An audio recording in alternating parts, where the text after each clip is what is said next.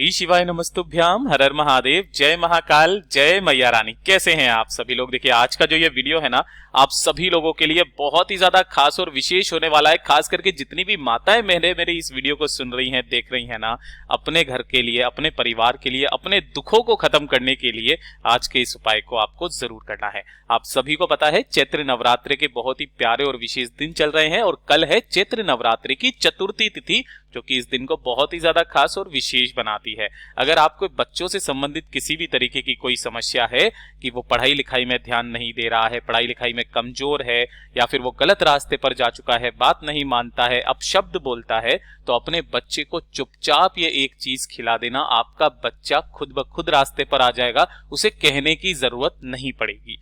इसके अलावा अगर आपके जीवन के दुख खत्म होने का नाम नहीं ले रहे हैं, एक के बाद एक कष्ट, एक के बाद एक परेशानी, तकलीफ आती ही चली जा रही है, अनचाहे दुख आपको जीवन में मिल रहे हैं, या फिर आपके घर में धन नहीं आ रही है, तो पूज्य गुरु जी की कथा से सुन करके और समझ करके सभी उपायों को बड़े ही विस्तार से बताऊंगा। परंतु उससे पहले आप सबसे एक छोटी सी प्रार्थना कि जो लोग पहली बार आए हैं चैनल को सब्सक्राइब जरूर कीजिएगा, वीडियो को लाइक करके देवादिदेव महादेव जी का कोई सा भी प्यारा नाम कमेंट बॉक्स में लिखना मत भूलिएगा। साथ ही साथ माता रानी की जय जरूर करिएगा।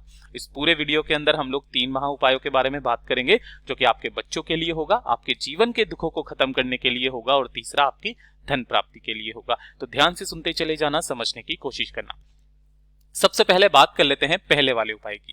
देखिए आप सभी को पता है कि जो चतुर्थी तिथि होती है ना, वो भगवान गणेश जी को समर्पित होती है, और भगवान गणेश जो होते हैं ना, वो बुद्धि के दाता होते हैं, विघ्नहर्ता होते हैं।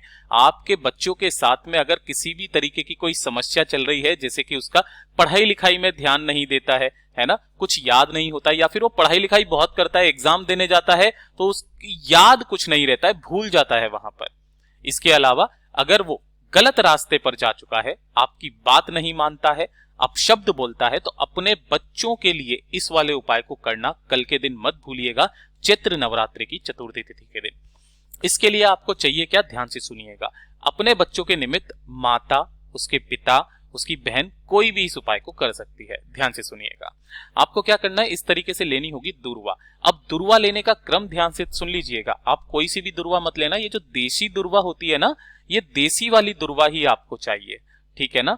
अब इसका भी एक क्रम है कि जो भी आप दुर्वा लोगे वो कितनी गांठों की लोगे, 3 गांठों वाली। अगर इससे बड़ी निकल जाती है तो आप तोड़ देना उसको। बस 3 गांठों वाली आपको दुर्वा चाहिए। किस तरीके से गिनोगे, देखो, एक गांठ ये हो गई यहाँ पे, एक गांठ ये हो गई यहाँ पे, और एक गांठ ये हो गई यहाँ पे। यहां से बेशक तोड़ देना। इस तरीके से 3 गांठों वाली आपको एक दुर्वा चाहिए मात्र, और 1 लोटा शुद्ध जल अपने घर का। केवल ये 2 चीजें।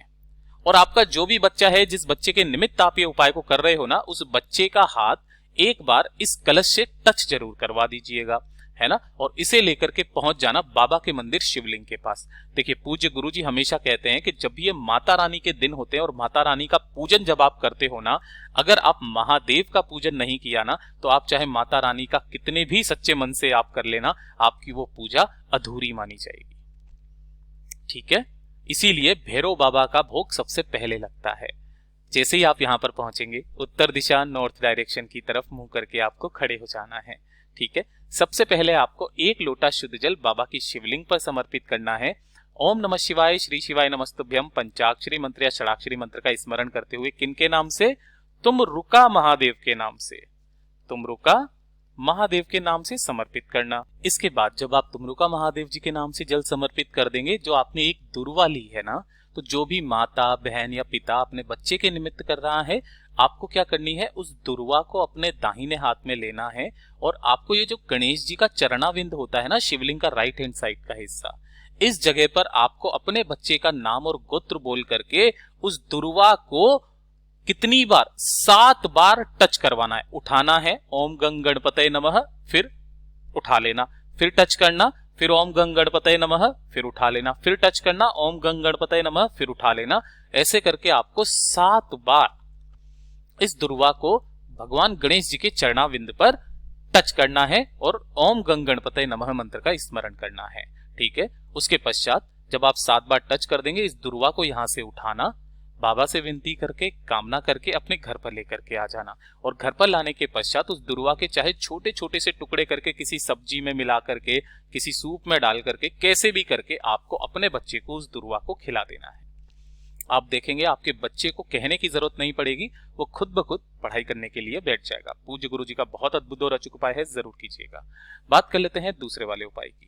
दूसरा वाला उपाय किन लोगों को करना है, ये चीज ध्यान से सुनिएगा कि अगर आपके जीवन के दुख खत्म होने का नाम नहीं ले रहे हैं, एक के बाद एक तकलीफ आती चली जा रही है, एक के बाद एक कष्ट जीवन के आपके बने हुए हैं, खत्म होने का नाम नहीं ले रहे हैं, आपके जीवन में आपको अनचाहे दुख अगर आपको मिल रहे हैं, अनचाहे दुख जो आपके भाग्य में भी नहीं है, तो आपके जीवन के सारे कष्ट, सारे तकलीफ दूर हो जाती है।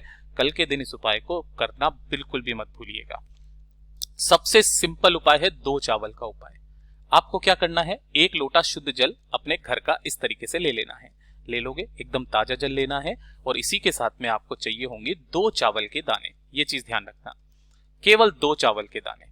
कौन से लोगे, अक्षत, जो कहीं से भी खंडित ना हो, इसीलिए इन्हें अक्षत भी कहा जाता है।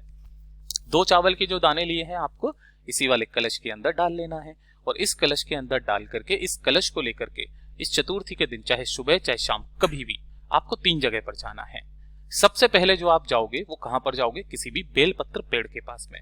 जैसे ही आप यहां पर पहुंचोगे, बेलपत्र पेड़ के पास में उत्तर दिशा की तरफ मुंह करके आपको उसी कलश में से जिसके अंदर आपने 2 चावल के दाने डाले हैं, थोड़ा सा जल आपको बेलपत्र पेड़ के नीचे समर्पित करना है। किनके नाम से, बिल्वेश्वर महादेव के नाम से।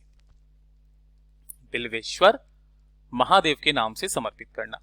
फिर जो बाकी का जल बचा है उसे लेकर के आप जाओगे कहां पर, पीपल के पेड़ के नीचे, ठीक है ना। और यहां पर भी आपको उसी कलश में से थोड़ा सा जल कहां पर, पीपल के पेड़ के नीचे, किन के नाम से करोगे, पिपलेश्वर महादेव के नाम से।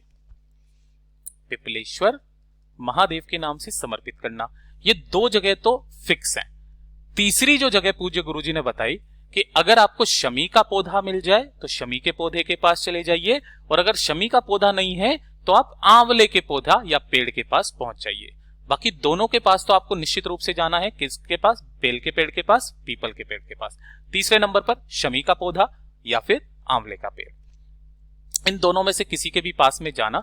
बाकी का जितना भी जल बचा है वो पूरा का पूरा जल इसी पेड़ के नीचे समर्पित कर देना। ओम नमः शिवाय, श्री शिवाय नमस्तुभ्यम का स्मरण करते हुए सोमेश्वर महादेव के नाम से, सोमेश्वर महादेव के नाम से समर्पित कर दीजिएगा। समर्पित करने के पश्चात ढोक दे करके तीनों जगह पर वापस घर के तरफ चले आ जाइएगा। जो जो चतुर्थी पड़े करना स्टार्ट कीजिए, आपके जीवन के सारे कष्ट खत्म हो जाएंगे। चतुर्थी को ना कर पाओ तो किसी भी सोमवार के दिन इस उपाय को करना बिल्कुल मत भूलिएगा। बात करते हैं तीसरे वाले उपाय की। अगर आपके घर में धन नहीं आ रहा, व्यापार अच्छे से नहीं चल रहा है ना, पैसे की बहुत ज्यादा मारामारी आपके जीवन में चल रही है, घर में कहीं से भी पैसा नहीं आ रहा है, अनावश्यक खर्चा बहुत ज्यादा हो रखा है, कर्जा लेने की नौबत आ गई है, एक काम करना स्टार्ट कर दीजिए। इस वाले उपाय के लिए पूज्य गुरुजी ने कहा, एक तो सोमवार का दिन, चाहे वो नवरात्रे का हो चाहे किसी का भी सोमवार, दूसरा है प्रदोष, और तीसरा है मासिक शिवरात्रि। 12 महीने शिवरात्रि आती है। इन 3 दिन आपको एक काम करना है, केवल एक काम। धन प्राप्ति के लिए जब आप उपाय करते हो आपको 2 दीपक तैयार करने हैं। इनमें से एक दीपक जो होगा वो होगा गोल बाती का, और जो दूसरा दीपक होगा वो होगा लंबी बाती का, ठीक है। दोनों के अंदर भरोगे गाय का घी। गाय का घी चाहो थोड़ा सा भरो, लेकिन गाय का ही घी काम में आपको लेना है। इनमें से जो लंबी बाती का दीपक है ना, प्रदोष काल में, यह चीज ध्यान रखना, शाम के समय पर प्रदोष काल में इस दीपक को लेकर के जाना। कहां पर, लंबी बाती का दीपक, वो आपको लगाना है किसी भी बेलपत्र पेड़ की जड़ों के पास में। इसके नीचे कोई ना कोई आसन जरूर लगा देना, और बत्ती का जो मुख रखोगे वो पेड़ की तरफ रखना, ठीक है। धन लक्ष्मी की कामना करते हुए आपको अपनी मनोकामना कह करके सीधा चले जाना है। कहां पर, महादेव जी के मंदिर पे। जो शिवलिंग की चौखट होती है, ये वाली चौखट, दूसरा जो गोल बत्ती का दीपक है आपको चौखट के इस तरफ, दाईं तरफ आपको यहां पर प्रज्वलित करना है। इस चौखट पर नीचे कोई ना कोई आसन जरूर लगा देना। केवल ये 2 दीपक आपके जीवन में कभी धन की कमी नहीं आने देंगे। पूज्य गुरुजी का इतना अद्भुत और अचूक उपाय है ये। पूज्य गुरुजी ने जैसा अपनी कथाओं में बताया वैसा आसान भाषा में आपको बताने का संपूर्ण प्रयास किया। वीडियो पसंद आया हो तो लाइक जरूर करना, साथ ही साथ चैनल को सब्सक्राइब जरूर कीजिएगा। मैं आपसे मिलता हूं अगले वीडियो में, तब तक के लिए ओम नमः शिवाय, जय महाकाल।